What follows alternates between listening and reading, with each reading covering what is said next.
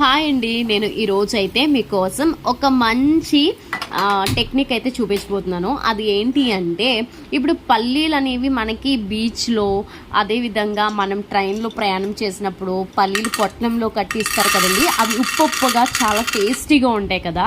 So మనం అలా ఇంట్లో ప్రిపేర్ చేసుకోవాలంటే అలాగే మనం ఇసుకలో వేయించాలేమో అని అనుకుంటాము.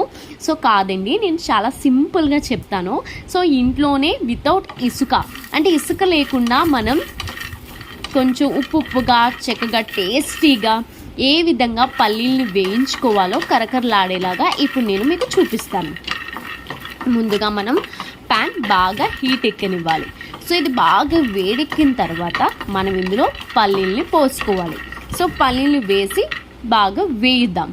సో వేయించిన తర్వాత ఇవి కొంచెంగా వేగుతాయి కదండి.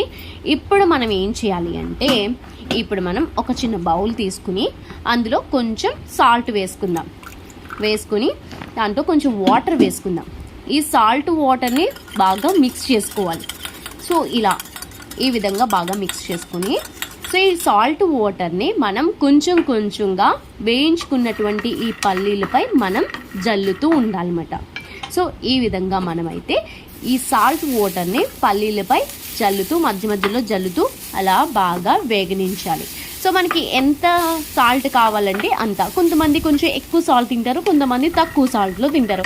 సో అలా మీకు టేస్ట్గా ఎలా అనిపించాలి అనుకుంటే అంత మోతాదులో, అంటే మీకు తగిన విధంగా సాల్ట్ని మీరు కొంచెంగా ఈ సాల్ట్ వాటర్ని జల్లుకుంటూ మీరు బాగా వేయించుకోవాలి. సో ఇక్కడ వాటర్ తడి లేకుండా బాగా కొంచెం మాడిపోకుండా వేయించుకోవాలండి. సో ఇలా ఈ విధంగా మీరు వేయించుకుంటూ ఉంటే, చూసారు కదండి, చాలా బాగా అయితే వేగాయి, చూసారు కదా. సో ఈ విధంగా కమ్మగా వేయించుకుని, సో కొంచెంసేపు చల్లారిన తర్వాత మాత్రమే తినండి. వేడిగా తింటే కనుక ఇవి మనకి మెత్తగా ఉంటాయి. సో చల్లారిన తర్వాత తిన్నట్టయితే కరకరలాడుతూ సాల్టీగా టేస్ట్గా చాలా అద్భుతంగా, అంటే మనం బీచ్లోని అదేవిధంగా ట్రైన్లో తింటాం కదండి పల్లీలు. సో అలాంటి పల్లీలనే మీరు అయితే టేస్ట్ చేయొచ్చు. మీకు కనుక నా చిన్న టెక్నిక్ మీకు నచ్చినట్టయితే please like, share and subscribe చేయొచ్చు కదా.